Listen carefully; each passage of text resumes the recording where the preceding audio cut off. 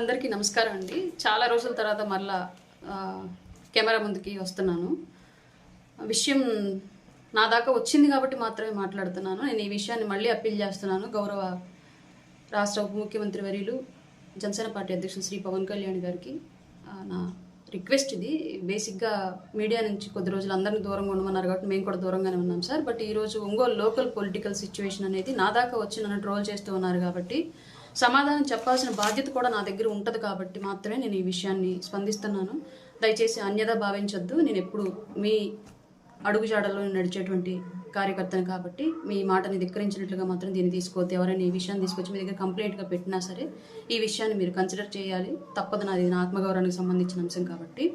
అలాగే ఇప్పుడు అంశం ఏంటి అంటే, ఒంగోలులో బాలినేని శ్రీనివాసరెడ్డి గారికి దామచర్ల జనార్దన్ గారికి మధ్యలో జరుగుతున్నటువంటి ఈ పొలిటికల్ వార్ ఏదైతే ఉందో దానికి సంబంధించి రకరకాలుగా సోషల్ మీడియాలో కొందరు టీడీపీ మిత్రులు కొన్ని సలహాలు ఇస్తున్నారు జనసేన వాళ్ళకి, కొందరు జనసేన వాళ్ళు దాన్ని ఇలా డిఫెండ్ చేసుకుంటున్నారు. మధ్యలో పార్టీకి ఒక మీడియా అండ్ క్యాస్ట్కి ఒక మీడియా ఇట్లా ఉంటాయి కాబట్టి మీడియాకి సంబంధించిన మీడియా మిత్రులు కూడా ఎవరికి తెలిసినటువంటి విశ్లేషణ వాళ్ళు రాస్తూ ఉన్నారు. కానీ అసలు విషయం లోకల్గా ఉన్నటువంటి వ్యక్తిని నేను కాబట్టి నేను అటు కూటమి ఎమ్మెల్యేగా గెలిపించుకున్నటువంటి జనార్దన్ గారికి వ్యతిరేకం కాదు, ఇలా మా పార్టీలో సీనియర్ నాయకులుగా జాయిన్ అయినటువంటి బాలినేని శ్రీనివాసరెడ్డి గారికి వ్యతిరేకిని కాదు. నేను పూర్తిగా పవన్ కళ్యాణ్ గారి మనిషిని. రేపొద్దున కూటమి నుంచి బయటకు వస్తే డెఫినెట్గా జనార్దన్ గారిని వ్యతిరేకిస్తాను, కూటమి నుంచి బయటకు వస్తే డెఫినెట్గా వాసు గారిని వ్యతిరేకిస్తాను. గతంలో కూడా ఇదే చేశాను. ఇందులో ఎలాంటి డౌట్ ఎవరికి అక్కర్లేదు. క్లియర్. పవన్ కళ్యాణ్ గారి కోసం మాత్రమే రాజకీయాలు చేస్తా, ఆయన చెప్పింది మాత్రమే చేస్తా. వేరే ఇంకెవ్వరి ఫేవరిజం నేను చూపించను, ఇది ష్యూర్. ఇంకొకటి, ఇప్పుడు అసలు విషయానికి వస్తాను. విషయం జరిగింది ఏంటి అంటే, పూర్తిగా ఒక 5 నెలల క్రితం లోకల్గా ఎమ్మెల్యేగా ఉన్నటువంటి దామచర్ల జనార్దన్ గారి మీద ఒక 20 పేజీల లెటర్ ఏమో అంటది. బేసిక్గా నేను అన్ని పేజీలు నేను చూడలేదు, నాకేదో కొన్ని సోషల్ మీడియాలో ఒక 2-3 పేపర్లే వచ్చాయి. అది కూడా ఎందుకు వచ్చాయి అంటే, ఆ పోస్ట్ని కేవలం ఫార్వర్డ్ చేశాడని ఒకే ఒక కారణంతో ఒక జనసేన కార్యకర్తని తీసుకెళ్లి పోలీసులు నైట్ పగలు స్టేషన్లో పెట్టి టార్చర్ చేశారు. ఫార్వర్డ్ చేసినందుకు మాత్రమే జనసేన కార్యకర్తని టీడీపీ వాళ్ళు కేసు పెట్టారని చెప్పేసి తీసుకెళ్లి హెరాస్ చేశారు. ఆ కేసు నేను డిఎస్పీ గారి దగ్గరికి వెళ్ళి కూర్చొని ఆయనకి బతిలాడుకొని సర్ది చెప్పుకుని ఏదో విధంగా దాని గురించి మాట్లాడుకొని తెచ్చుకున్నాను కాబట్టి అది నేను ప్రత్యక్ష అక్కడ ఉన్నటువంటి సాక్షిని కాబట్టి మాత్రమే తెలుసు నాకు ఆ విషయం.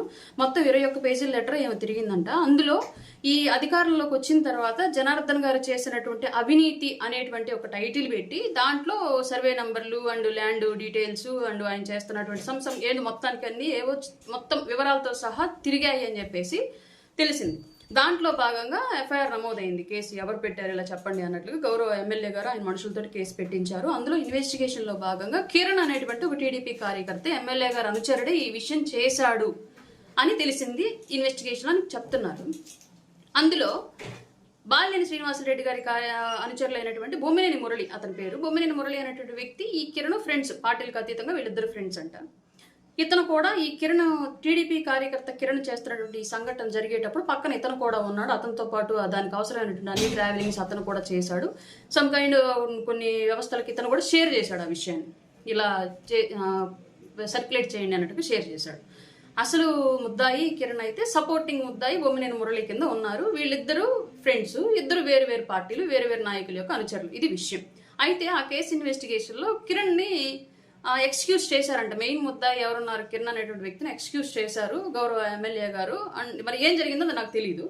ఈ బొమ్మినేని మురళి మీద కేసు పడితే బొమ్మినేని మురళి అనేటువంటి వ్యక్తి 4 months నుంచి అబ్స్కాండ్లో ఉండిపోయి తర్వాత హైకోర్టుకు వెళ్ళి బెయిల్ తీసుకొచ్చుకొని యాంటిసిపేటరీ బెయిల్ తీసుకొచ్చుకొని తాలూకా స్టేషన్లో ఇవ్వడానికి వచ్చారు. ఒంగోలు తాలూకా పోలీస్ స్టేషన్లో అది సబ్మిట్ చేయడానికి వస్తే గౌరవ తాలూకా సిఐగా ఉన్నటువంటి విజయకృష్ణ గారు